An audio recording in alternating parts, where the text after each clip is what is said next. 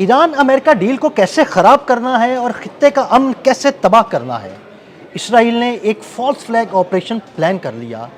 اس false flag operation کے تحت ایران کی اعلیٰ قیادت کو نشانہ بنایا جائے گا۔ اس بارے میں اظہر علی خان سے بات کرتے ہیں۔ اظہر بھائی، ایک جانب امریکہ اور ایران کے درمیان ڈیل کی باتیں ہو رہی ہیں، جنگ بندی ہوئی ہے، اور دنیا کے کئی ممالک چاہ رہے ہیں کہ ایک امن معاہدہ ہو جائے تاکہ خطے میں جو ہے نا وہ کشیدگی ختم ہو جائے، لیکن دوسری جانب اسرائیل کچھ پلان کر رہا ہے، اور اس کی پلاننگ میں شامل ہے کہ ایران کی اعلیٰ قیادت کو نشانہ بنایا جائے گا، یعنی وہ امن کی ان کوششوں کو سبوتاژ کرنا چاہتا ہے۔ جی ایسے ہی ہے عدیل بھائی، یہ CNN کی سٹوری ہے، سورسز سے انہوں نے اپنے کوٹ کی ہے، اور انہوں نے بتایا کہ اسرائیل جو ہے ایک بہت خوفناک منصوبے پہ کام کر رہا ہے اس وقت، اور وہ یہ دیکھ رہا ہے کہ جو امن ہے وہ دوبارہ کسی طرف جا رہا ہے، اور ہو سکتا ہے کہ ڈیل کچھ دنوں میں ہو جائے امریکہ اور ایران کی، تو اس کو وہ چاہتا نہیں کہ کسی طرح بھی ہو، تو وہ تباہی پھیلانا چاہتا ہے دنیا میں، اور اس کے لیے وہ ایک فالس فلیگ آپریشن کا پلان کر رہا ہے، بہت ہی خوفناک قسم کا ہے۔ اس میں وہ پہلے دن سے ایرانی قیادت کو صاف کرنا چاہتا ہے ہر سطح پہ، پہلی دوسری تیسری جتنی بھی اس کی لیئرز ہیں اور ٹیئر ہیں ان کو ختم کرنا چاہتا ہے۔ اس کے لیے وہ ایک بہت ہی کمپریہنسو پلان بنا کے بیٹھا ہے۔ اب اس کو اندازہ یہ ہوتا ہے کہ امریکہ شاید اس میں اس کا ساتھ اس طرح سے نہیں دے گا، کیونکہ پہلی دفعہ وہ کر کے دیکھ چکے ہیں، تو اب وہ یہ چیز خود کرنا چاہ رہا ہے، اور ایک ایسے بھیس میں کرنا چاہ رہا ہے جس میں یہ تاثر بھی آئے کہ یہ امریکہ نے کیا ہے ہمارے ساتھ مل کر، اور ہم نے اس کو نشانہ بنایا ہے۔ یعنی اس میں تاثر یہ ملے کہ جی امریکہ اس حملے میں یا یہ سارے آپریشن میں شامل ہے، حالانکہ وہ اس کے پیچھے امریکہ نہیں ہوگا، صرف اسرائیل ہی ہوگا۔ جی صرف اسرائیل ہوگا، اور اسرائیل نے وہاں کے قائدین کی ایک لسٹ بنائی ہے۔ اس لسٹ میں جو ہے وہ سیاسی قیادت بھی ہے، ان کو پہلے دن سے عباس عراقچی، باقر غالباف جیسے لوگ، اور وہ 180 سفارتکاروں کی ایک طویل فہرست ہے جو دراصل اس سارے معاہدے پہ کام کر رہے ہیں اور اس کو بہتر کرنا چاہتے ہیں، امن کی طرف لانا چاہتے ہیں۔ یہ سارے لوگ جو ہیں، اگر خدا نہ خواستہ ان کو نشانہ بنایا جاتا ہے تو یہ بہت بڑی کامیابی ہوگی اسرائیل کی، اور وہ چاہے گا کہ دنیا جو ہے دوبارہ جنگ کی طرف چلی جائے، اور پھر ظاہر ہے جب آپ اس بچی کچی قیادت پہ حملہ کریں گے تو بہت واضح امکانات ہیں اس بات کے، بہت زیادہ چانسز ہیں کہ ایران جو ہے وہ غصے میں آ کر امریکہ سے جنگ کرے گا، کیونکہ وہ تاثر یہ دیا جائے گا کہ امریکہ کے ساتھ ہو رہا ہے، یہ امریکہ نے سب کچھ کیا ہے۔ تو اسرائیل ایک بہت خوفناک فالس فلیگ آپریشن کی تیاری کر رہا ہے، جس میں نہ صرف سیاسی قیادت بلکہ ان کی عسکری قیادت جو اس بات کو انشور کیے ہوئے کہ آپ نائے ہرمز نہ کھلے، وہاں پہ اس کا کنٹرول رہے، اور اسی کے ساتھ ساتھ اصفہان کو محفوظ رکھا ہوا ہے۔ اسی کے ساتھ ساتھ انہوں نے تمام جزائر کو، خارق جزیرہ ہے، قشم ہے، ان کو وہ کیا ہوا ہے، ایک طرح سے سیو کیا ہوا ہے۔ تو ان لوگوں کو نشانہ بنایا جائے جو دراصل اس سب کے جو ذمہ دار ہیں، اور ان کی وجہ سے ایک بہت ہی مربوط نظام ہے سیکیورٹی کا جو ایران کے پاس ہے۔ تو ایک تو یہ انہوں نے کوشش کی ہے، اور اس کے بعد انہوں نے انفراسٹرکچر جو ہے اس کو بھی نشانہ بنانے کا کہا ہے، کیونکہ ایک آدھ دفعہ ڈونلڈ ٹرمپ بھی کہہ چکے ہیں کہ ہم ذرا جانا چاہتے ہیں دوبارہ اصفہان، خارق جزیرے پہ، قشم پہ، اس طرح جا کے ان کی آئل ایکسپورٹ کو دیکھ لیا نا، وہاں پہ ناکامی ہوئی، بہت شدید ناکامی ہوئی، اور وہ داستان جو ہے وہ ناکامی کی رقم ہو گئی، اور تاریخ میں ہمیشہ دہرا کر پڑھائی جاتی رہے گی۔ $800 ملین کے طیارے وہاں پہ انہوں نے اصفہان میں تباہ کر دیا، اور خارق جزیرے پہ بھی جو انہوں نے حملہ کیا تھا وہ بھی انہوں نے دیکھ لیا کہ کوئی آئل فیسلٹی کو انہوں نے نشانہ نہیں بنایا تھا، اور وہ کسی طرح بھی کامیاب نہیں ہو سکے تو اس میں، اور ایران نے 2-3 دن کے اندر یہ آئل ایکسپورٹس کو ریزیوم کر کے اس کو بحال کر کے یہ پیغام دیا تھا کہ آپ ہمیں نشانہ نہیں بنا سکے۔ تو اب یہ چاہ رہے ہیں اسرائیل کہ کسی طرح جدید ترین طیاروں کے ذریعے ان ہو، اور اس کو ایک کیموفلاج کر کے کہ یہ امریکہ نے بھیجا ہے اور خارق جزیرے پہ یا قشم جزیرے پہ حملہ ہوا ہے۔ اس سے 2 فائدے ہوں گے، ایک تو یہ کہ ان کی آئل ایکسپورٹس کو دھچکا لگے گا، دوسرا یہ کہ ایک فالس فلیگ آپریشن پلان ہو جائے گا، بہت بڑے پیمانے پہ امریکہ کا نام آ جائے گا، اور تیسری بات یہ کہ اس سے قریب ہے آبنائے ہرمز، خارق اور قشم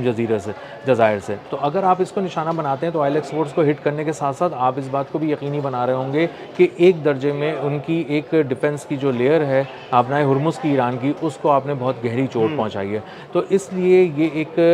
بہت ہی بڑا پلان کیا جا رہا ہے، اور امریکہ میں اب جو دفاعی تجزیہ کار ہیں وہ یہ باتیں کر رہے ہیں، کھل کر کر رہے ہیں کہ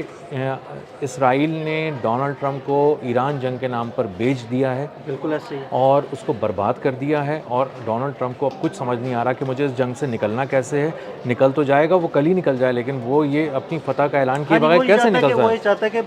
میرے اوپر وہ ٹھپا نہ لگے کہ میں ناکام ہو کے نکلا جی ہوں وہاں سے۔ ایسا ہی ہے، بالکل ایسا ہی ہے، اور ایران نے کوئی کسر چھوڑی نہیں ہے۔ اب وہ جو کچھ کرنا چاہتے ہیں، ابھی ایک انہوں نے ناکہ بندی کی تھی، وہ بھی انہوں نے واپس کر لی، اٹھا لی اور کہا کہ نہیں اب کوئی مسئلہ نہیں ہے۔ تو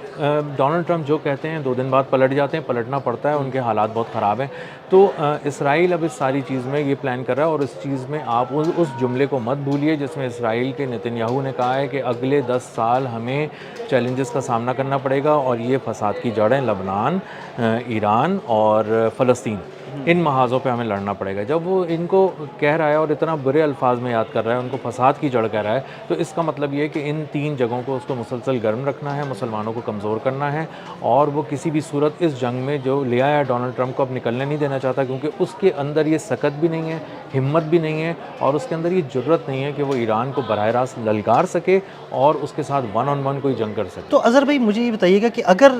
ایسا کوئی فالس فلیگ آپریشن ہوتا ہے، امریکہ کو اس میں انوالو کیا جاتا ہے، تو امریکہ کی جانب سے کیا رد عمل ہو سکتا ہے اور جواب میں ایران کیا کر سکتا ہے؟ دیکھیں، انہوں نے اس طرح کی چیز پہلے پلان کی تھی، مل کر کی تھی، اور تمام جگہوں پہ یہ ہے۔ انہوں نے پہلی بار جب ایرانی قیادت کو نشانہ بنایا تو کہا کہ ہم نے تو بڑی کامیابی حاصل کر لی، آیت اللہ علی خامنائی اور ان کے رفقا کو شہید کر دیا، لیکن اس کے بعد ایران پہلے سے زیادہ مضبوط ہو گیا، اس کی تمام لیئرز ایکٹیو ہو گئیں، اور انہوں نے بہت ہی منہ توڑ قسم کا جواب دیا، جو پوری تاریخ میں رقم ہو گیا ملٹری کی۔ اب مسئلہ یہ ہے کہ امریکہ نہیں چاہتا کہ وہ جا کر ان کی سیاسی یا عسکری قیادت کو نشانہ بنائے، کیونکہ یہ واحد قیادت رہ گئی ہے۔ اس کو نشانہ بنانے کا مطلب یہ ہے کہ آپ نے صاف الفاظ میں کہہ دیا کہ اب مذاکرات کو ہمیشہ کے لیے لپیٹ کے رکھ دو، کیونکہ ابھی جو ان کی سیاسی قیادت ہے، عباس عراقچی یا مسعود پزشکیان وغیرہ یا قالیباف وغیرہ، یہ وہ فیسز ہیں ایران کے جو بڑے روشن فیسز ہیں اور ایسے فیسز ہیں جن کے ساتھ مذاکرات کیے جا سکتے ہیں۔ جی جی ایسا ہی ہے۔ اصل میں یہ 3 چہرے جو آپ نے جن کے نام لیے ہیں نا، بنیادی طور پہ ان کو اب بچہ بھی جانتا ہے اور سربراہ مملکت بھی جانتا ہے، اور ان کو سب باتیں پتہ بھی ہیں، اور ان کو یہ بھی پتہ ہے کہ کہاں سے امن بحال کیا جا سکتا ہے، کہاں سے بچا کے لایا جا سکتا ہے۔ اگر ان 3 لوگوں میں سے خدا نہ خواستہ کسی ایک کو بھی نشانہ بنایا جاتا ہے، تو اس کا واضح مطلب یہ ہے کہ آپ ڈی ریل کر دیں گے مستقل طور پہ اس امن کے پروسیس کو، اور ایران کے پاس پھر کوئی راستہ بچے گا نہیں کہ وہ اپنے جونیئر سفارتکاروں کو تو نہیں بھیجے گا، یا کسی نئے چہرے کو اس پورے کانفلکٹ میں اتنی ریکگنیشن دینا کہ اس کو سب جاننے لگے، ممکن نہیں ہے۔ تو یہ لوگ معاہدے کے بہت قریب ہیں، تیار کیا ہوا ہے، جیسی امریکہ اس کو مانتا ہے، جیسے ایران اس کو مانتا ہے، یہ معاہدہ ہو جائے گا۔ اب اس معاہدے کو یہاں تک لانے کے لیے، معاہدے کو خراب کرنے کے لیے اسرائیل مکمل طور پہ تیار بیٹھا ہوا ہے۔ اسرائیل مکمل طور پہ تیار بیٹھا ہوا ہے، اور دنیا اس کو اسلام آباد میں جو مذاکرات ہوئے تھے اس کو بھی دیکھ رہی تھی، اور اگر اسلام آباد کے مذاکرات نہ ہوتے اور ایرانی قیادت کو یہاں نہ آنا ہوتا، کہیں اور آنا ہوتا، تو اندازہ ہوتا ہے کہ ان کو کتنے زیادہ سیکیورٹی چیلنجز درپیش ہو سکتے لیکن تھے۔ جب اسلام آباد کے مذاکرات تھے تو تب بھی انہیں بڑی سیکیورٹی کے ساتھ وہاں سے ایران سے لایا گیا، بڑے ان کے جب طیارہ ان کا وہاں سے اڑا تو اس کا ٹرانسپونڈر بند کر دیا گیا، اور یہ بھی کہا جا رہا ہے کہ ایک پاکستانی طیارہ بھی اس کے ساتھ تھا، باقاعدہ اسے اسکواڈ کر کے لایا گیا۔ تو سیکیورٹی تو ہم نے انہیں بہت